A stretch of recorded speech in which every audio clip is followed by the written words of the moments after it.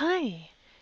In this section, 2.4, we put together everything we've done with 2.3 and the 5-number summary. So 2.4 is called box plots, sometimes known as box whisker plots because they have little whiskers at the end of the charts. And essentially, we're just going to take the 5-number summary of a set of data and plot them on a graph to have a visual of what our data and 5-number summary is. Okay, so if we talk about box plots, is exactly what it is. It's a box and a plot, and it's a graphical representation of a 5-number summary.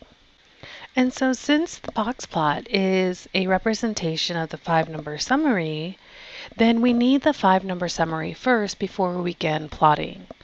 And so below is what a box plot looks like in general. So it has an x-axis. Notice it doesn't have any vertical axis, and the tick marks on the x-axis are equally spaced. And this is really important because it's really easy to create a box plot in which each of these values in the 5-number summary are the tick marks. And when you do that, you would get like a perfect rectangle all the time. And that's not exactly what we are looking for. We're looking for skewness. We're looking for outliers. I mean, we're seeing like, is the minimum really far from the first quartile, or is the interquartile percentage most of the data? So we just are looking for certain things in a box plot. And it's really, really easy and quick to read a lot of information from a box plot. So the first thing we're always going to want to do is make an x-axis that is appropriate for our data. And notice that the minimum and maximum, we have a line being drawn out to them. Those are the whiskers.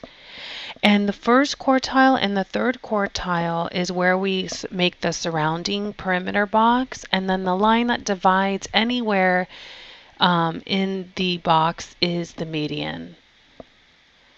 So you can see, like, if I drew a bell curve, it would almost look like this, right? The peak is here and then it kind of tails off. So the median is going to be the median, and these are going to be like kind of the ends, the tails, the whiskers, and how it tails off. Okay, so let's go ahead and let's build a box plot. So let's just start with some new data. So every 6 months, the U.S. Federal Reserve Board conducts a survey of credit card plans in the U.S. The following data are interest rates charged by 10 credit card issues randomly selected for the July 2005 survey. Determine the 5-number summary of the data from the calculator. So here are the institutions, right? There's 10 of them, and here are their credit card rates. And we can see that Pulaski has a really good rate, and then so does the Bank of Louisiana. And then there's some high ones in here, like the 14.5%. So let's go see what the 5-number summary is for this data. So the first thing we're going to want to do is we're going to want to put the rates in a list in the calculator, and we're going to go ahead and put the percentages. So we're not going to really touch the percentage, like, oh, we should move the percentage over. Let's just keep them as percentages because the data is also reflected that way. And so we just want to do it just for the sake of building the graph. And then we can do a 1 var stats. Okay, so let's go to our calculator and let's go ahead and do that. So here I have my TI-84, and I can go to my stat and go to edit. And then in this one, I'll go ahead and just list these rates here as I see them. So 6.5, 12, 14.4, and I'll go ahead and let you do the rest.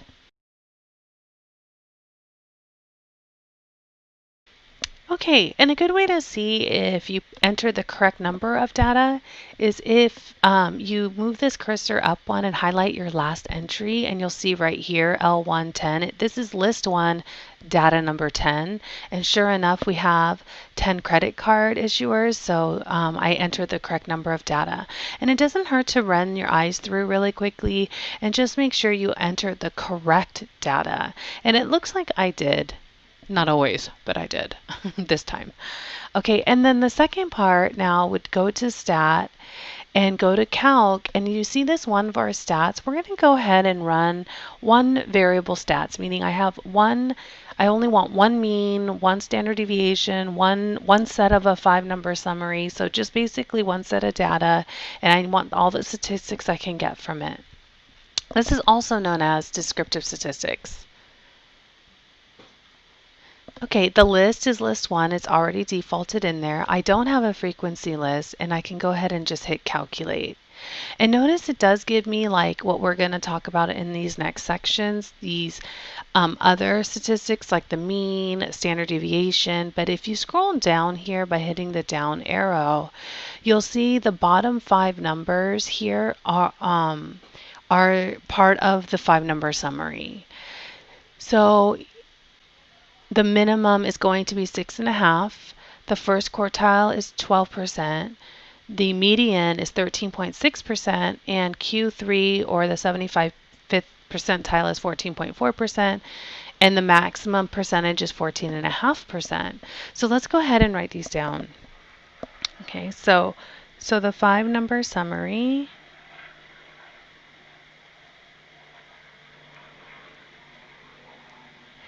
So let's write them in a list the way we should in our notes. We just start with the minimum of 6.5, 12, 13.6, 14.4, and 14.5. Okay, and that's it. Easy peasy. And not to worry, because if you were to go up to the previous section here, in this little green box, it states how to find the 5-number summary in the calculator. So the steps here are on page 30 of the notes, and you can go ahead, if you forget this, you have all the instructions in these little green boxes that with the little calculator. Okay, so here's where we left off. So we're going to use this 5-number summary to construct a box plot. So if we go down, I went ahead and made a nice little blue box for the steps of constructing a box plot, because once again, we want to show the students that it's mathematical, and it's part of the process is the math part. So let's go ahead and take a look. The first one is always to obtain the 5-number summary. Once you have that, now we can draw. So you're going to draw the horizontal axis with correlating tick marks. This is a really important part, and I encourage you to highlight it and also mark it with like a big star or something, because once again, if your horizontal axis isn't equally spaced in the tick marks, then your box plot will be inaccurate, and essentially your study becomes irrelevant, and so we just want to make sure we're as honest and transparent as possible with our data. So the third part is to determine the fences, and you're like, oh man, those outliers. Yeah, well, they exist in the world, so we have to find them for every data set to make sure we are including them and acknowledging them. So we'll go ahead and find the fences and locate the quartiles and determine any fences and outliers and draw the boxes, and we will denote any outliers by an asterisk. So that will be fun. Now the reason why we want to use the asterisk for an outlier on a box plot is because most technology does that as well. So we will see in our calculator when we draw this box plot in the calculator, in addition to drawing it by hand, that we'll see an asterisk if there are any outliers. And even in Excel or SPSS, any of those statistical technologies, they are as asterisk. So we're just being consistent. All right, and there's your warning sign for you better draw that horizontal axis with equal tick marks, equal distant tick marks. So let's go ahead and try to construct the 5-number summary using the data we just found in 2.13. So it's right here, and I'm going to go ahead and grab it and copy it and then paste it down here so we could see it. Okay, so the first thing we want to do in the in constructing the box plot is to obtain the 5-number summary, which we did. So this is step 1.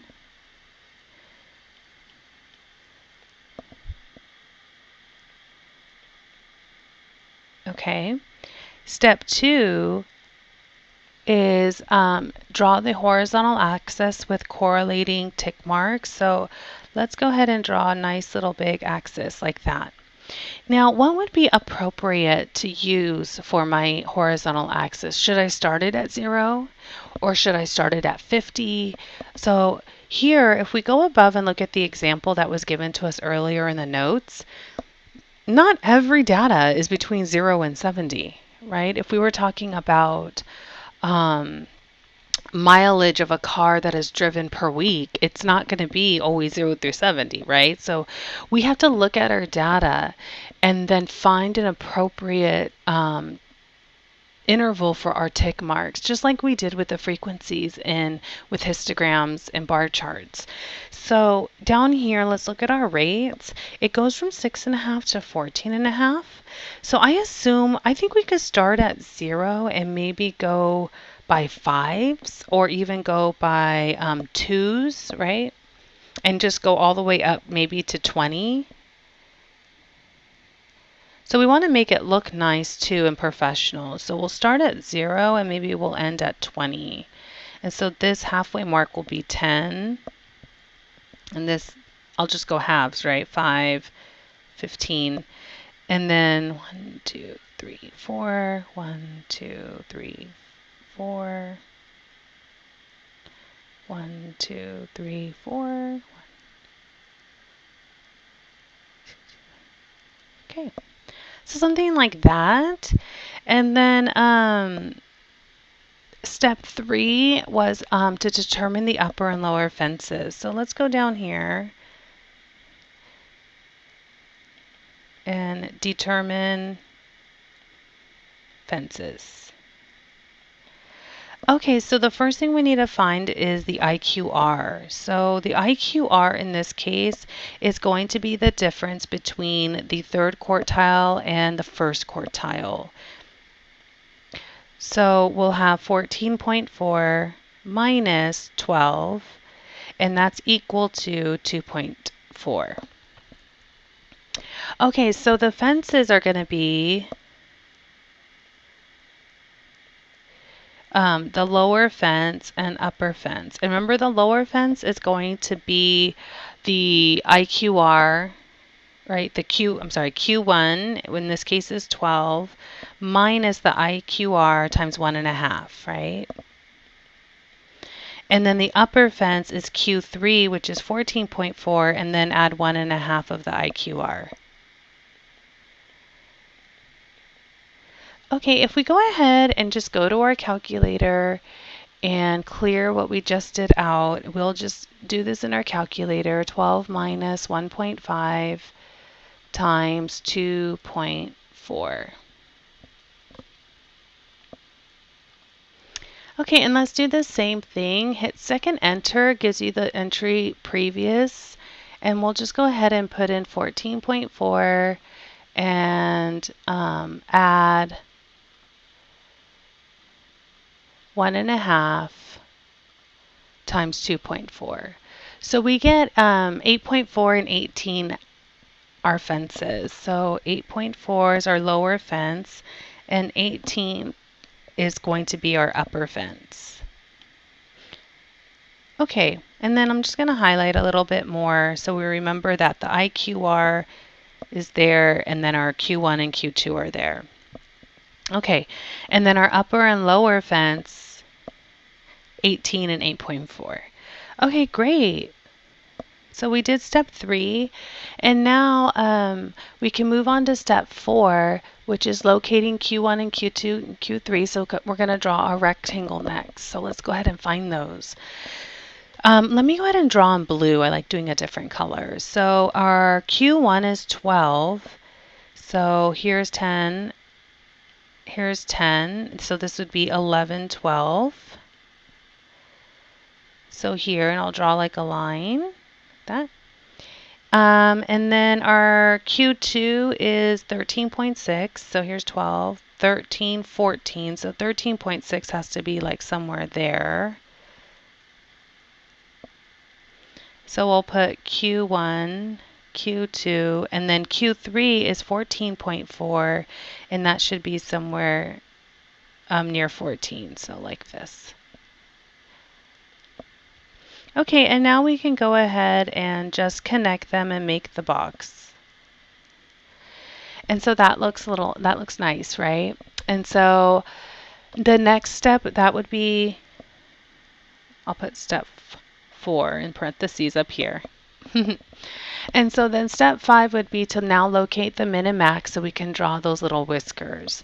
So the minimum is 6.5. So over here is 5.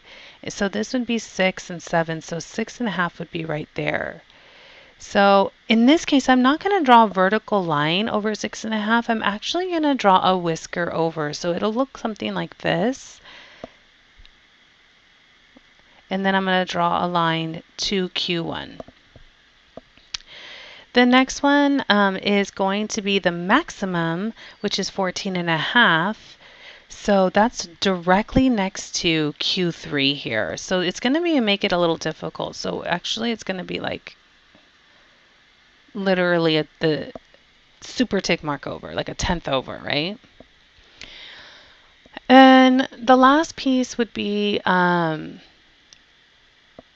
to label the fences, because we drew the rectangle, so we did step 5 and the box, which is step 6.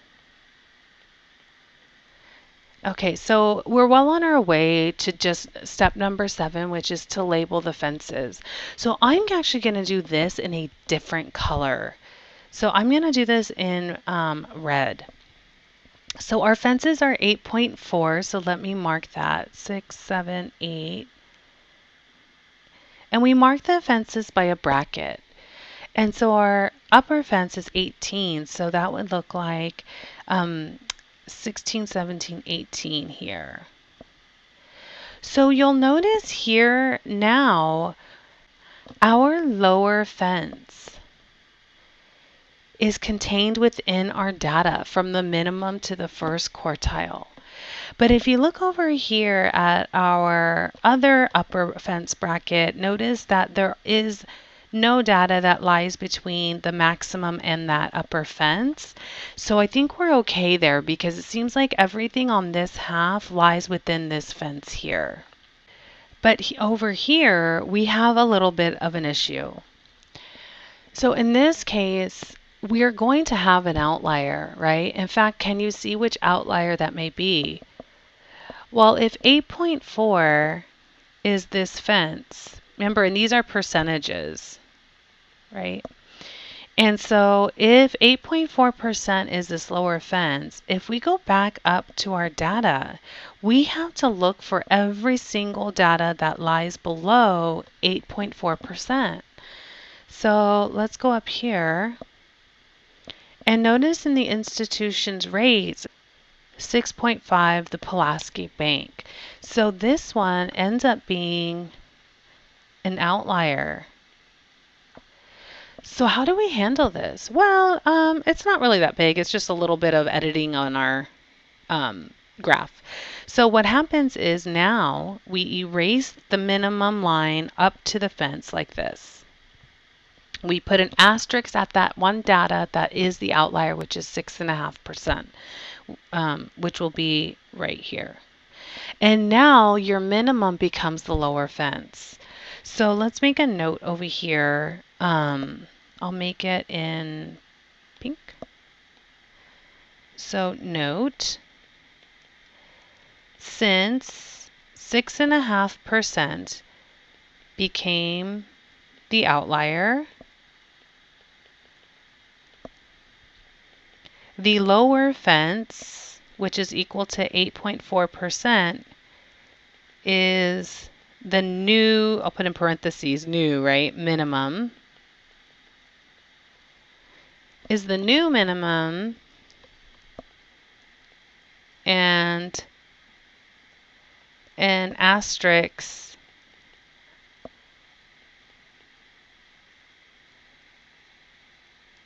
on 6.5 data.